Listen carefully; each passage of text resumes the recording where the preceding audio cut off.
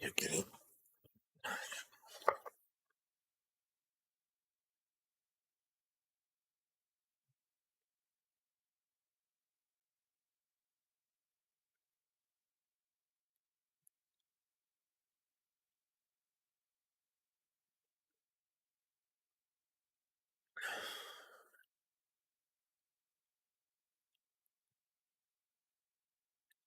Hello and welcome to the Theimpactplay, the premier source for reviewing and discussing the latest in technology and video games. My name is Muhammad and I'm your shows and producer here on the ones and twos, and we are the simple vote for the marginalized, giving voices to the voices, sharing their stories to the world. Make sure you subscribe to us over on the YouTube channel at youtube.com/@Theimpactplay. Make sure you have notifications on so you don't miss a beat. So we are recording live on your YouTube channel as well. So you end up missing the live, we're unable to join us. Fretnouns will be available on podcast platforms, Spotify, Apple Music, or wherever you consume your content, or however you consume your content. We are there. Your support is what keeps the lights and mics on and keeps us doing what we do best. You can normally visit Theimpactplay.com/support and how the many ways you go out and support us in the show. So here's a free way if you wanted to support the show even further. So we are our big partners. Every purchase you make with the Epic Game Store, we like you to go to Theimpactplay, help us. So use that when you're buying anything regularly, Fortnite, Fall Guys, even when you're playing, claiming any free titles as well. Probably that helps us. Helps with the show as well. I don't know how, but it does. So we have a lot to discuss. We have what the heck is going on with Xbox, and even more news to discuss regarding video games and technology, those industries as well. So before we get into that, here's a few words from our sponsors.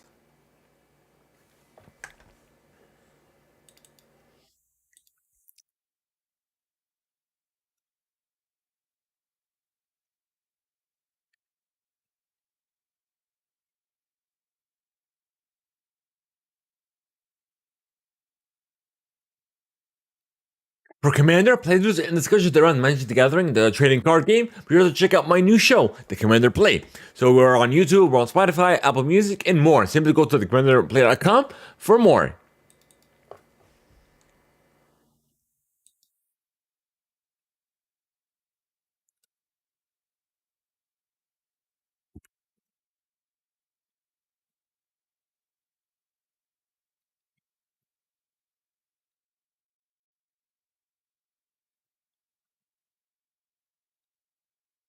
Be sure to check out our other shows by visiting theimpactplay.com, where we are the premier source for discussing and reviewing the latest in technology, video games, film, television, and even event and show coverage. So technology and video games will be under the Epic Play branch. The Epic Play screenplay will be focusing on entertainment, film, television, anything under that entertainment umbrella. And for the cover play is based primarily, or I should say, focusing on event and show coverage.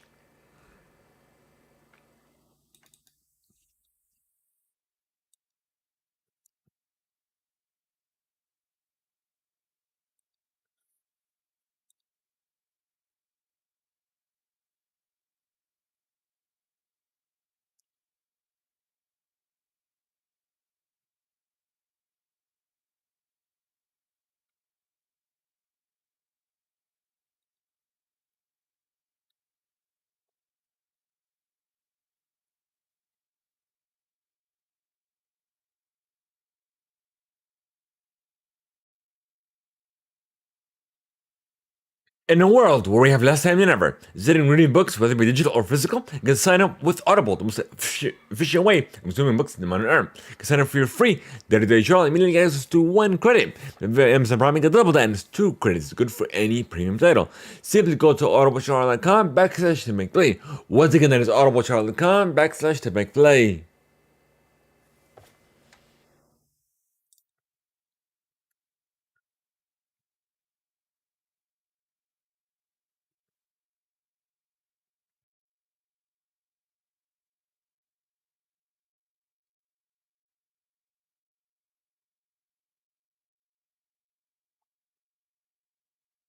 So as I said before, we are recording live right now at youtube.com at Theimpactplay, so are able to join us live.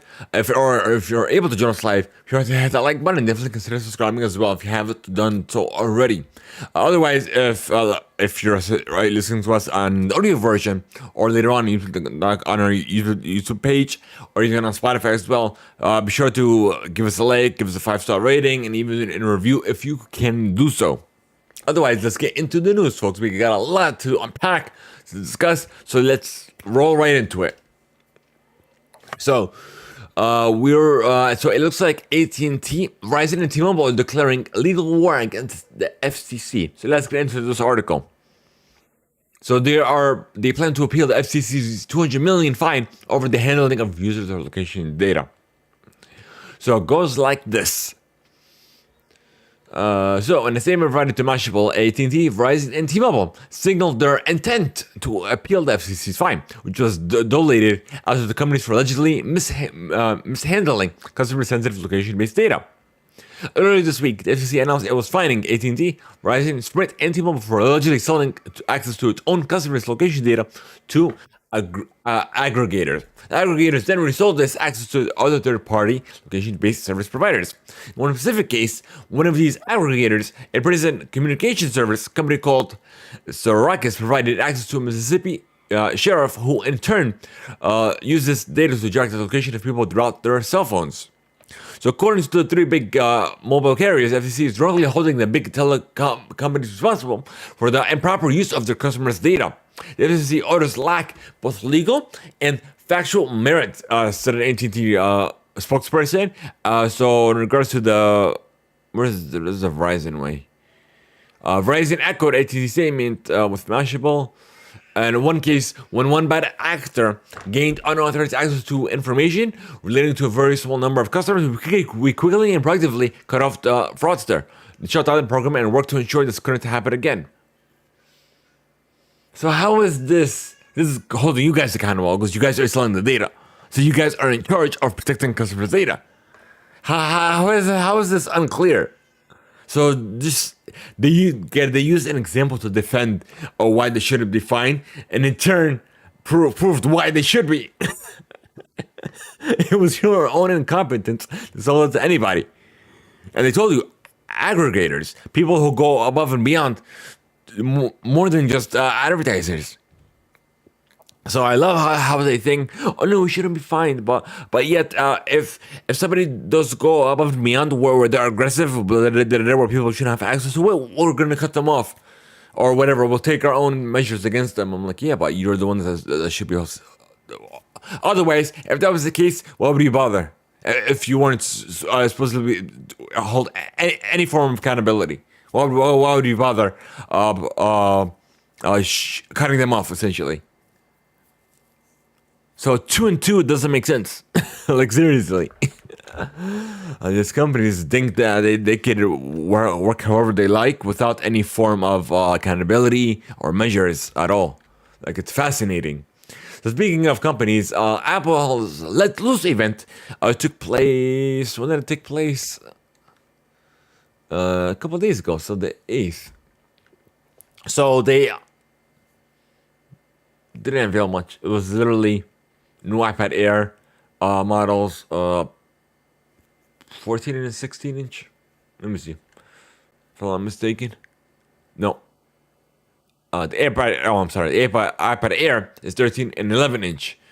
Let's see. It has, the front-facing camera has moved to the landscaping edge, and in turn, the magnets on the new iPad Pro. I'm sorry, the Apple Pencil Pro has been moved accordingly. So and the Magic Pad, I think what it's called. Let me see. I'm going off of memory here. Let me get into this article. Magic.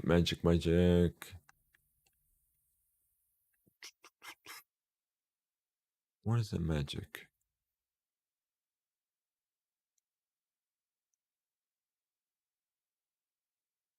Oh, it's funny.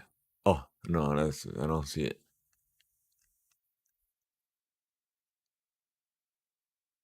I don't see it at all. It's not in this article. Like, it's so weird.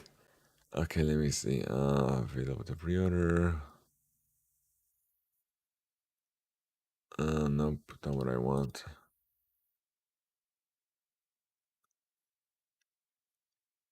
Let me see if I could find it. Where are you? You know what? Let's go into apple.com.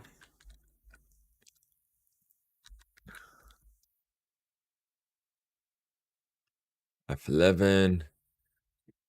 There we are. Okay. iPad. That's the best way to do it. Okay. iPad Air. 1311. They're both here. I could have sworn they said something about a 14-inch. Am I just thinking out loud? Or is just assuming it? So the iPad Air comes in 4 colors, iPad Pro in the white and black. And apparently with the iPad Pro, it has a dual OLED screen on top of each other, which apparently makes it visually better or somehow, apparently. So the iPad Pro has the M4 chip, which is the newest chip. I don't know, let's see. But my question is, if this is more powerful than the M3 in the Mac that was just released, what is it, earlier this year? Why didn't you just debut that in a Mac? In a MacBook? That does not make any sense at all. But it is what it is. Oh, here it is, the Magic Keyboard. That's what it is. So the new Magic Keyboard, let's get into this. Let's see, it should be here somewhere. Accessories, iPad.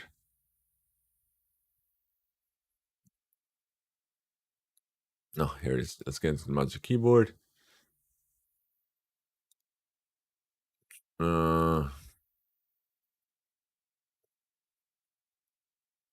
Wait, this is for the iPad Pro. So this is a Pro and an iPad Air. Yeah, so you can't. Oh wow. So you can't just use it with. They're not just compatible with both. Wow, I did not know that. So you have to get the one specifically for the one you are getting, and these are only so they're not interchangeable. You can only order specifically towards whatever iPad you have, and these are only available again with the new models. Like wow. And look, see how the price changes. So you can't use it interchangeably. Like wow. And apparently it has the function rows on top, like similar to a Mac. I don't know if you can see it from here. It's like weird. It's like a weird angle. It's like right there.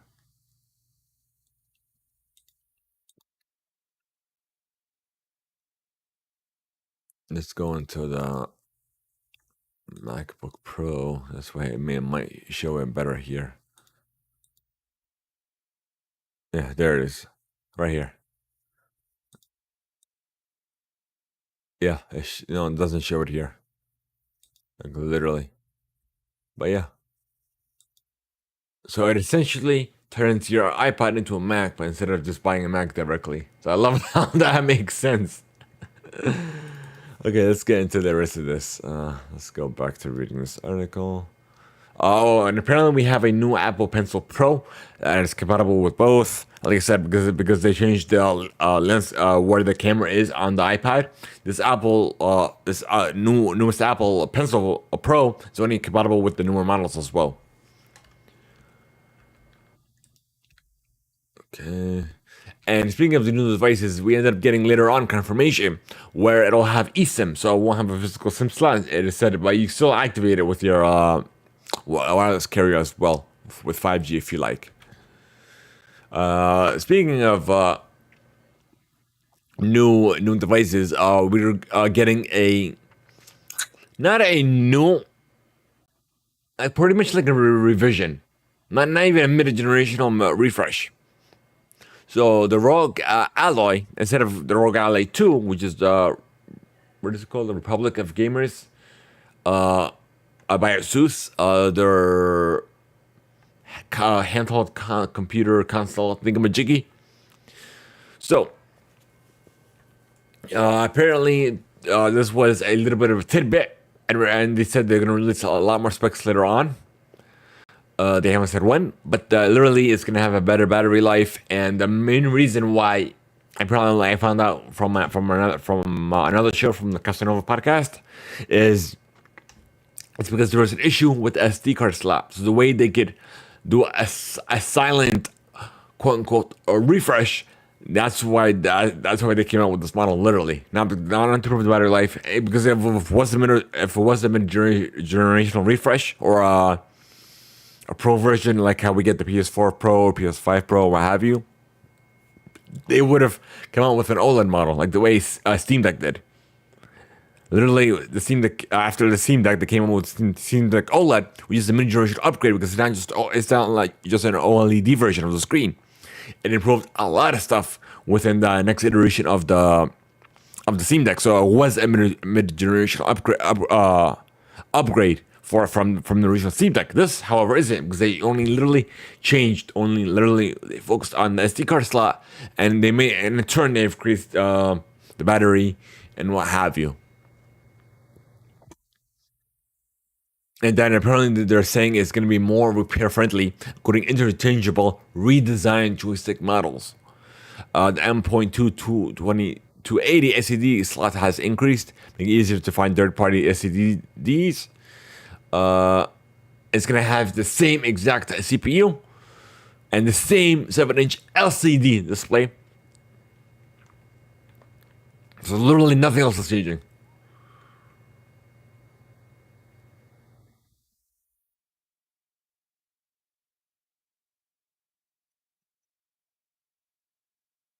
So yeah, and we talked about TikTok plenty of times on the show, where TikTok, the government has voted to ban TikTok.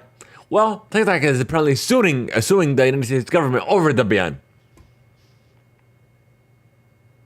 attempting to overturn the unconstitutional TikTok ban.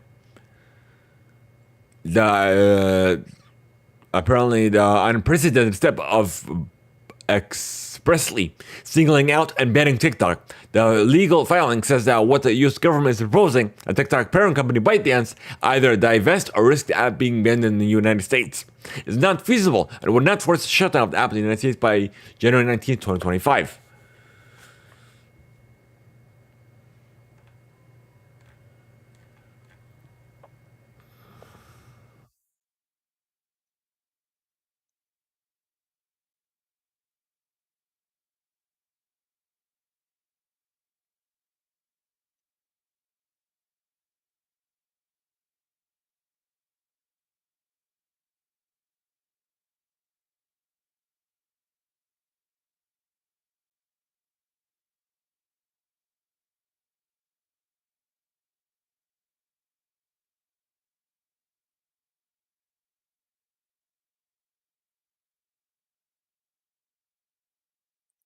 Right. Apparently, Tesla is being investigated for securities and wire fraud for self-driving claims.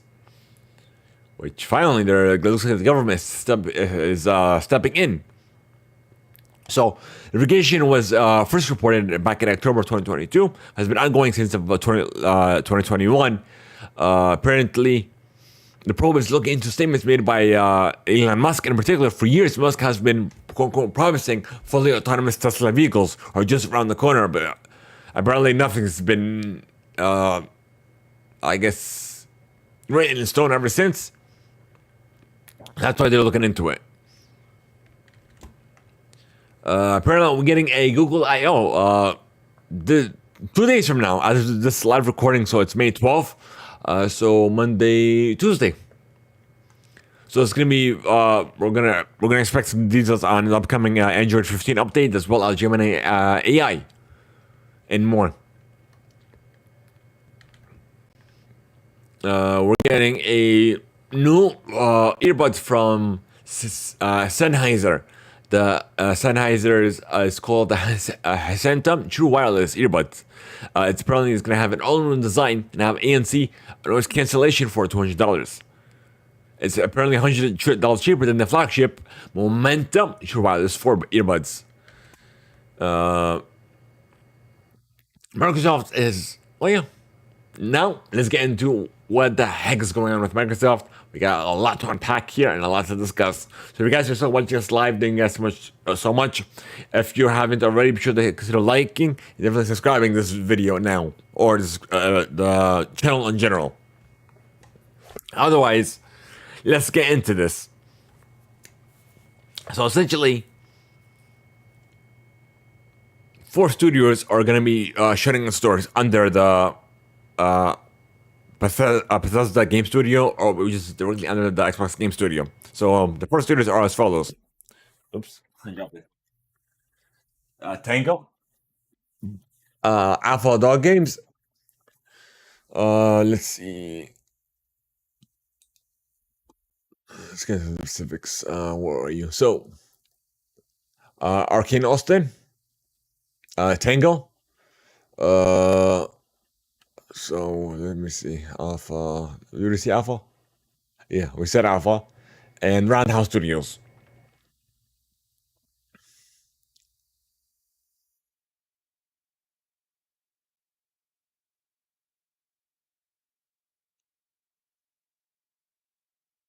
So it looks like Roundhouse is going to be absorbed into ZeniMax.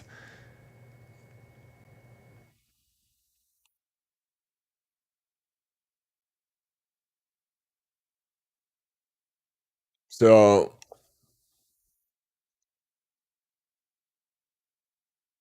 we'll go again to the response later, and then we'll discuss all this.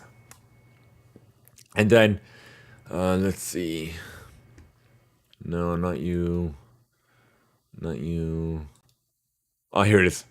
Sarah Bond apparently was being asked questions in regards to this.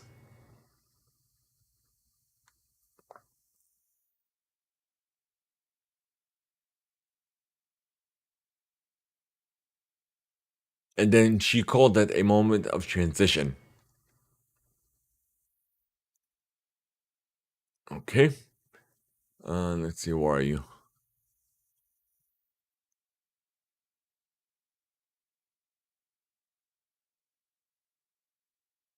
And then in an email sent by Matt Booty, Microsoft blamed the cuts on reprioritization of titles and resources. In the email, he was stated as saying, "We are making tough decisions to create capacity, to increase investment in other parts of our portfolio, and focus on our proprietary games.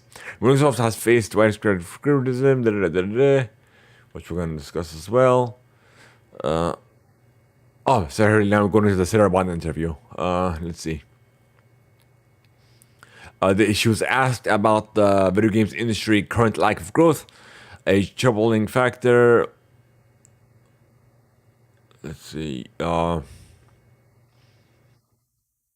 in the last year or so, in video games, largely the industry's been flat.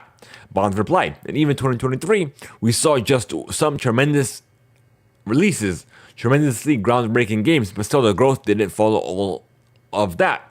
A lot of that's related to our need to bring new players in and making games more accessible. But all of that has been happening at the same time that the cost associating with making these beautiful AAA blockbuster games is going up, and that time is going up.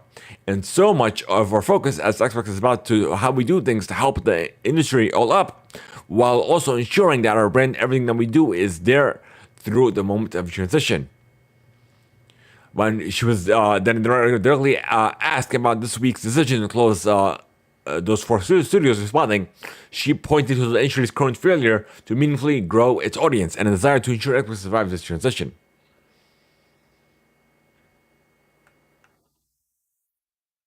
Literally all mumbo jumbo.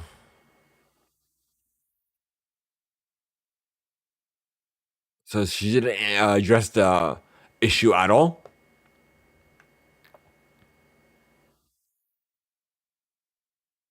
Then it looks like Jason Schreier even reported that ZeniMax was under pressure to make significant cuts, and they ended up choosing those studios to be, I guess, the ones who ended up being cut. So let's close this down. And she even stated, in regards to Xbox's plans on the mobile storefront, it will launch in July 2024.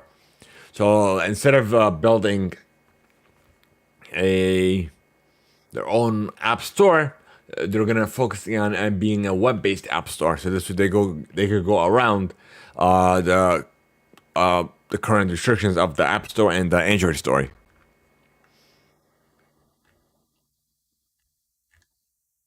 Okay, so now let's get into all this.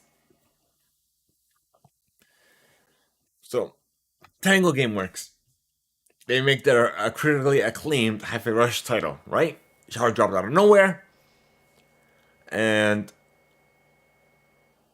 ended up doing good, won a ton of awards, but yet the funny thing is that they even stated beforehand that they want to give these studios the creative freedom to create what they want to create. But then again, why did they close the studios if that was the case? But yet they want to focus on games, on as long by giving them the creative freedom, as long as it meets a certain goal, right? But like clearly the Tango won so many awards, and on top of that, it was a Japanese-based studio, so like it was their own Japanese connection in Japan. But now you cut that off because literally we were discussing not even a year ago, complaining about you need a presence in Japan, but you cut off your only legway in Japan. So this is not making any sort of sense at all. Why they did this, and then they literally not even a year ago said, "Oh, Hi-Fi Rush is critically acclaimed," but yet, well, like a year later. So now these other studios that are coming up with their games, like Rare for going multi-platform with Sea of Thieves might even close down, or what's the studio that's coming out with? Forgot it. It's coming out. It's literally coming out this month. I think, if not next month, in June. Let me see. Xbox releases 2024. Let me see. Avowed. No, not Avowed. Let's see. Hellblade 2. So a Ninja Theory is gonna be at the back of the mind if we don't meet a certain benchmark. Forget a Game of the Year award. I don't even think none of these matter. If they don't meet a certain benchmark, then they're gonna be closed down too. So a lot of these studios, even they come out with their own creative new IPs, they're gonna be afraid to come out with any new IP because Microsoft is gonna be focused on money, like anything that makes them money. I don't need these big titles. Even Call of Duty, they're having internal discussions of it may or may not come on Game Pass. So they're reconsidering it. They're having internal discussions, even though I doubt it won't show up. I'm pretty sure that it will. That's the whole point of Game Pass. Otherwise, just shut down Game Pass now. Tell us how the June showcase. Otherwise, it's like they're supposedly they bought ZeniMax, Bethesda, APK, so they could give these studios their creative freedoms. They can give them so the studios can focus on newer IPs and what they're great at. But yet, when they do, they can risk being shut down or closed or absorbed or what have you. So it's like, and then be sure to give a listen to the latest Xbox 2 episode where Jez, Gordon, and from Windows Central and Rand, they have an amazing discussion. They have a unique perspective on this whole nonsense that's been going on with Xbox. So I would definitely recommend it. Give them a listen as well. But yeah, it's like wow, wow, and I prefer Xbox over playing it anywhere else. Like Nintendo Switch, I prefer to play my indie titles, but everything else I play on Xbox if I can. If not, I play it on PlayStation. But I barely even turn on my PlayStation. I haven't turned it on in months because I play mainly on my Xbox. It's like wow.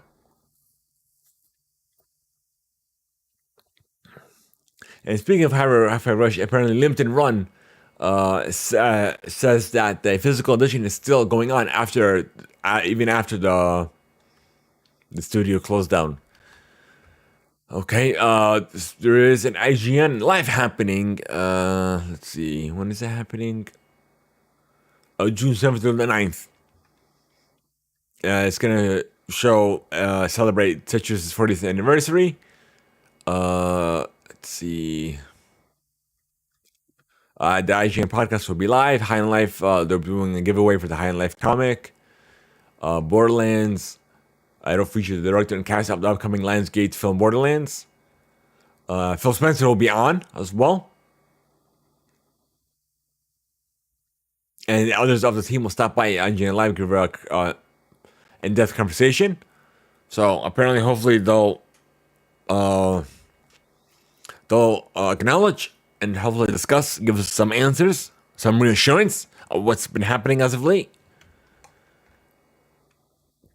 So yeah, I would definitely keep an eye out. Speaking of PlayStation, so the whole nonsense going on with Helldivers 2, they apparently, when it first launched on Steam, PSN wasn't required, and then PSN was required, and then they made it optional, and then everybody lost the trust in it, and then it's like been going on. It's a whole mess with the PlayStation as well, because PSN is not even available in every country that Helldivers is. And apparently, it looks like Ghost of Tsushima will apparently will not learn the lessons of Helldivers 2 and instead will be required for multiplayer.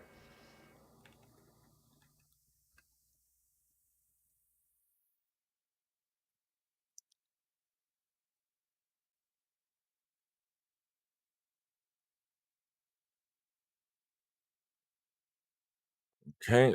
So speaking of it, now the other version of Nintendo Switch, it apparently is losing Twitter integration, and the whole reason because of Twitter requiring companies to start paying for using their API or APK, whatever you call it.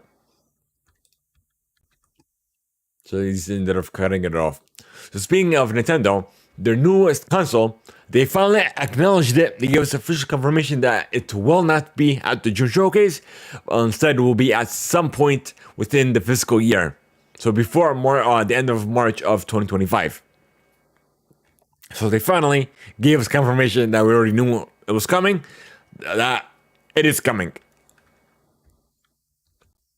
So we'll see. I'm definitely excited for it. I'm gonna be getting it day one, or pre-ordering it, what have you. So God of War Ragnarok is reportedly it's gonna be hitting PC as well. It doesn't say when. It says it's the next game that will be headed to PC. Looks like Final 14 servers were hit with worldwide DDoS attack.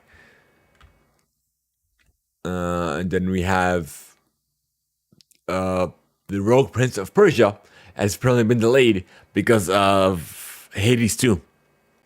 Instead of competing with Hades 2, they decided to delay it in May, and we'll have a precise date later on. Speaking of, I forgot to mention this earlier. Nintendo did I guess announced the Nintendo World Championship NES Edition. Now it's available to pre-order now, and it essentially is a speedrun of a collection of games that you can speedrun through, and it's made for speedrunning. Sonic's next game is apparently it looks similar to Fall Guys, and it's called Sonic Rumble. and it's apparently going to be coming out on iOS and Android devices. GameStop is probably going through some new changes as well. Now it looks like they will be buying and selling rare Pokemon cards, and a collaboration with collab with PSA. And it isn't necessarily limited to just Pokemon. They could, and this could start as early as next week. The Witcher 3 is getting official mod support arriving this month, May 21st. CD Projekt has announced it will be receiving the official Red Kit mod support. Alan Wake and Controller developer Remedy canceled their mysterious multiplayer title. Yeah. We have EA Sports, the artwork for the cover did apparently leak early, and EA did say a full reveal is coming up next week. It leaked on the PlayStation Store. And it probably doesn't look too bad. Let me show you what it's going to look like momentarily. Like, it looks very realistic. I'm not going to lie. Like, doesn't that look like real to you? It looks like an actual game. Like, literally. Okay, let's see. Let's get out of you. Oops. Close. We did that already. We did that. Oh yeah, I forgot to mention this earlier. That looks like Game Pass could be getting a little price hike. We'll see. Right. And Steam is apparently banned in Vietnam due to Valve's business operations.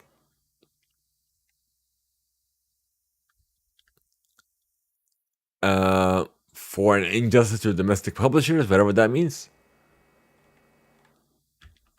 Okay. And apparently, Japanese Indian publishers steer Tokyo Indie Game Summit. Companies are paying attention, whatever that means. So, indie gaming in Japan is growing, while domestic investment in indie publishing and greater investment in independent and doujin creators is uprooting the Japanese games industry. According to the reports released by Tokyo Game Show organizer Nikkei, a record number of indie developers submitted titles for consideration in the selected Indie 80 at the event, including a record 218 Japanese creators. Even the Japanese government recently announced investment schemes to fund and produce more domestic indie titles. But yet, Xbox cut off their Japanese foothold. So, like, literally. But yeah. The reason why I talk about international things that are going on internationally is because we are, I'm way over 40 countries listening to the show worldwide. So that's the whole reason why we mention international, what's going on internationally, and not just here domestically in the United States, but also internationally, whatever's going on, for instance, in Europe or Japan or what have you. Right. Talked about that. So we are literally done. We're off. So if you guys want to send us some feedback that could be featured on the show, send to go to theimpactplay.com/feedback. I don't know how you can do so. Otherwise, thank you guys so much for being a supporter today. If you want to join the conversation offline, you can by joining our amazing Discord community that is always growing. So simply go to theimpactplay.com, which I'm going to show you that. Okay, here we go. And click on the Discord icon. Alright. So, the corresponding WhatsApp icon will take you to our WhatsApp channel. It's the best way to get the most immediate updates from anyone, anything here on the Theimpactplay. And I forgot to talk about this earlier. For everyone, for all those amazing mothers out there that made us who we are, that made us the people or the persons we are today. Shout out to you, to your moms out there. Shout out to all the mothers, and happy Mother's Day. So, so we talked about that. Also, if you are or if you are watching us live, or just watching the VOD later on, whatever the case may be, give us a like and definitely consider subscribing as well. You should come back to Theimpactplay is where you want to be for all these episodes, for all our different shows, whether they be Theimpactplay, they don't play a screenplay, even they don't play cover play as well. And we even have some more content coming on YouTube as well, specifically just for YouTube. So that won't specific videos that won't make it to the podcast as well. But otherwise, thank you guys so much for tuning in. We appreciate every single one of you. Be sure to consider following us on social media, whether it be Instagram, Twitter, TikTok, what have you. We are there. Otherwise, thank you so much. We appreciate every single one of you for tuning in. We will have a show that will go live for the Play Screenplay on podcast services on YouTube, either literally by, I want to say by Tuesday. By Tuesday. By Tuesday the latest, we'll have another episode. Otherwise, thank you guys so much. Have a great one, and we'll see you all next time around.